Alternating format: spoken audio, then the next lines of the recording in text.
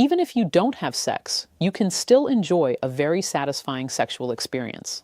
Today's video is for men and women who can't or don't want to have sex. And I want you to know that your sex life doesn't have to be negatively affected by this.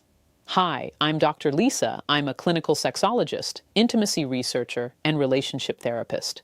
Welcome to my channel, where I share evidence-based insights on intimacy, relationships, and developing highly satisfying sexual relationships, whether you're single or in a committed relationship. Today, we'll be discussing a topic I consider crucial, yet one that is still often misunderstood. In my practice, I see countless couples struggling with a major problem: their inability to have sex for various reasons. I often see these couples abandon their sex lives altogether, and their intimacy simply vanishes. The reason for this is that we, as a society, have been forced to equate sex with penetration alone. This is a fundamental misconception I want to help you correct today. In this video, I'm sharing a fantastic, scientifically proven approach to creating a deep, intimate connection with your partner. It's an approach that allows you to experience profound sexual connection, even if penetration isn't part of the process. I want you to understand that what I'm about to tell you isn't just a consolation prize or a secondary option, but a complete, fulfilling, and intimate experience in itself. To understand what we truly want, let's begin by examining what we truly want when we find a close friend in a close relationship. When I ask this question of my clients, the answers are remarkably consistent across all age groups and relationship types. We want depth, we want genuine connection. We want to be fully present, both physically and in the moment, free from worry, responsibility, and mental distractions. We want pleasure. Of course we do. We want to feel a loss of control, to push boundaries, and to feel a deeper connection with ourselves, with our partner, and perhaps with both. That's what I want you to understand. All of these experiences are entirely available to you without the need for penetrative sex. Neither of these two profound states requires penetration. Both are clinically documented and empirically proven. So let me share with you a practice that fulfills all these basic human needs, a practice that allows you to connect deeply with your partner, maintain a vibrant, intimate life, and experience profound sexual satisfaction without penetration, a holistic sensory practice. Imagine this approach as a combination of several effective techniques, including energy work similar to Kundalini practices, intentional touch and massage techniques, meditative presence, and mindful breathing exercises. When these elements are carefully combined, they create the conditions for a truly transformative sexual experience. In this practice, one partner acts as the giver and the other as the receiver. The giver provides what I call an experience of emotional touch. I want to be very precise in using this term because it's important to distinguish what we're doing from other types of physical touch. By emotional, I don't mean the kind of massage you might get at a spa or wellness center. This isn't a therapeutic massage designed to relieve muscle tension. It's a deep tissue therapy focused on physical rehabilitation, and it's not simply a relaxing massage meant to help you sleep.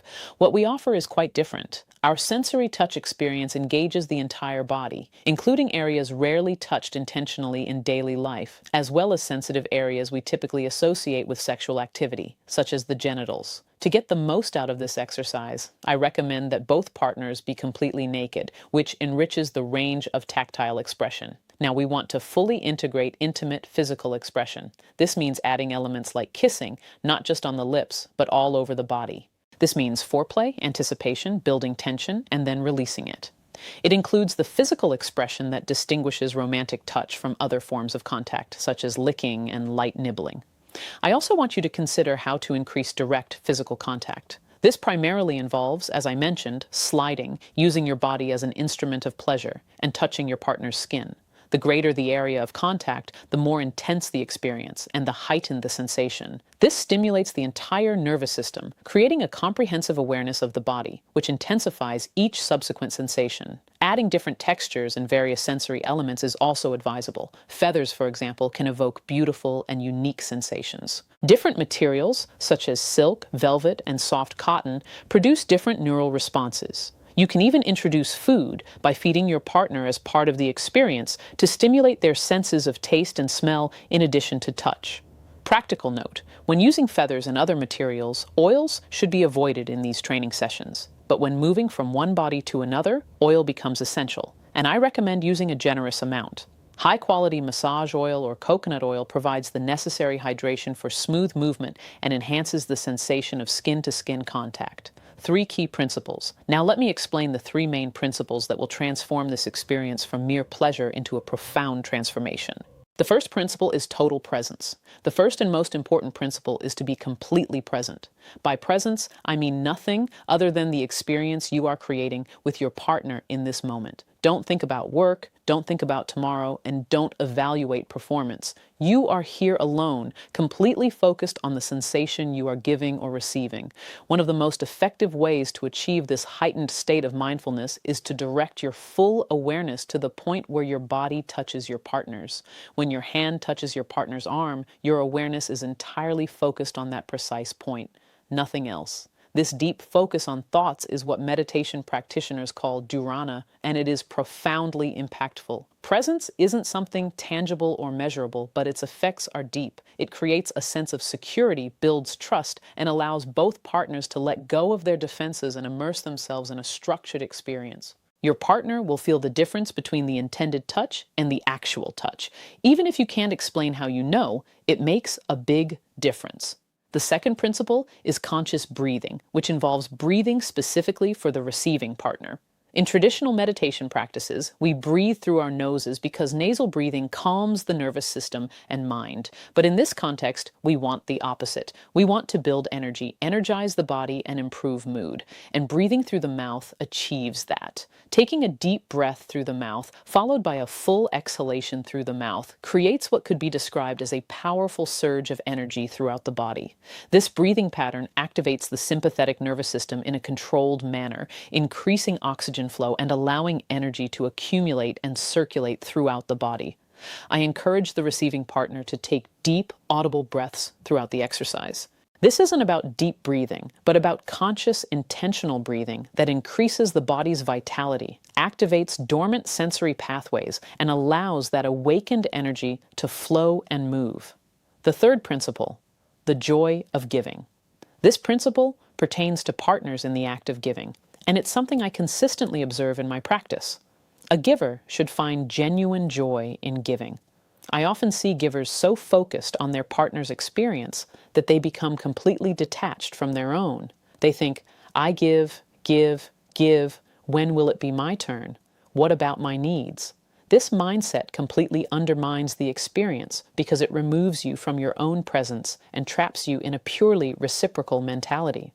When you calculate what you're worth and when you measure your future contribution, you can't be fully present. And without that presence, you can't offer that human touch that makes a difference. The solution lies in learning how to find joy in the act of giving. This requires a shift in your perspective. Instead of feeling like you're draining your resources for your partner, recognize that giving itself can be a source of profound satisfaction.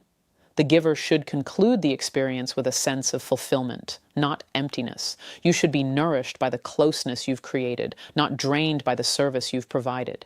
When you experience the true joy of giving, when your partner's body touches you and fills you with happiness, when their response fills you with joy, when the act of worship itself becomes a tangible reality, everything changes. You are no longer merely a servant awaiting reward, but an active participant in this shared experience. Understanding movement patterns in males and females.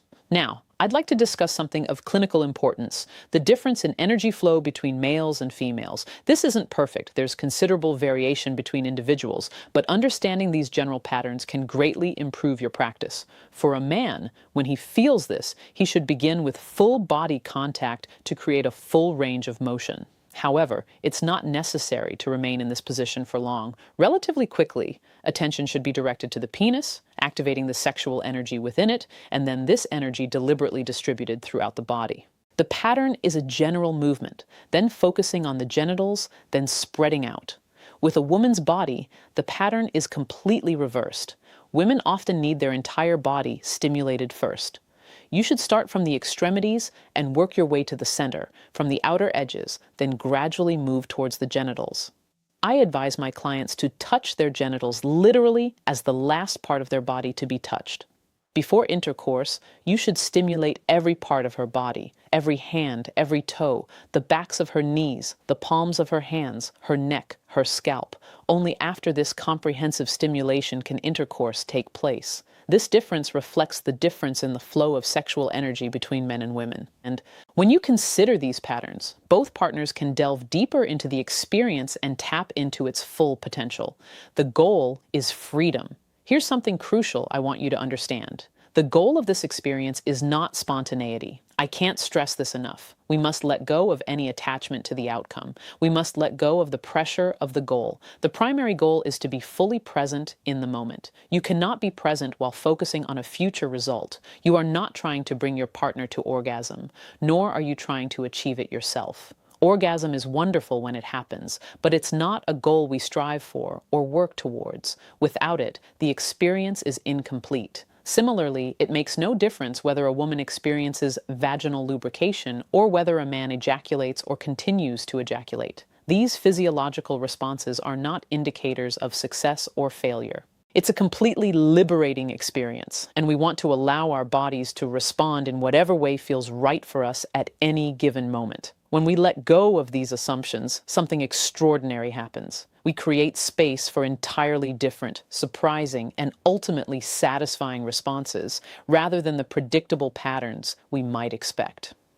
Duration and frequency. If you wish to understand the deeper aspects of this practice, I recommend practicing it for at least 30 minutes. Ideally, practice for 45 minutes to an hour will allow the nervous system to fully relax and the energy body to be fully activated. However, if you are short on time, even 15 minutes can be very beneficial. This revitalizes the sexual relationship between partners, rekindles intimacy, and prevents problems that many couples face in the long run. Consistency is more important than duration. Frequent short encounters are more valuable than long, sporadic ones. This practice, if applied regularly, will radically change how you communicate with your partner and your relationship with your sex life. What are the benefits of this practice? Let me explain its effects on both the physical and energetic levels. First, it energizes the entire body. We not only activate physical tissues, but also what might be called the energy body or the subtle body. We also activate the body's latent pathways, improve blood circulation, and enhance neural communication. This stimulation often leads to a profound opening of the heart. Many report experiencing unconditional love during or after this practice, a time when they are completely connected to their partner without any conditions or limitations. These moments of unconditional love strengthen the bond between partners, something rarely achieved through sex alone. Secondly, because energy flows freely in the body, deep healing often occurs. You may experience what some traditions call the activation of Kundalini energy, the movement of primal energy in your spine and energy centers. You may begin to tremble involuntarily. You may laugh out loud. You may cry. All of these are beautiful and healthy reactions. They suggest that energy flows freely throughout your body, releasing tension and pent-up emotions. Third, and I want to clarify, this is not a goal, but a potential outcome. You may experience what is called a total body energy orgasm. This is different from a sexual orgasm. This is a wave of pleasure and ecstasy that sweeps through the body, often more intense and satisfying than a typical orgasm. This wave occurs when you are in a state of deep relaxation, completely vulnerable, and totally surrendered to the experience, releasing a tremendous amount of energy that expands your awareness of sex. As you can see, there's a wealth of intimate experiences available to you, even if penetration isn't possible or desired.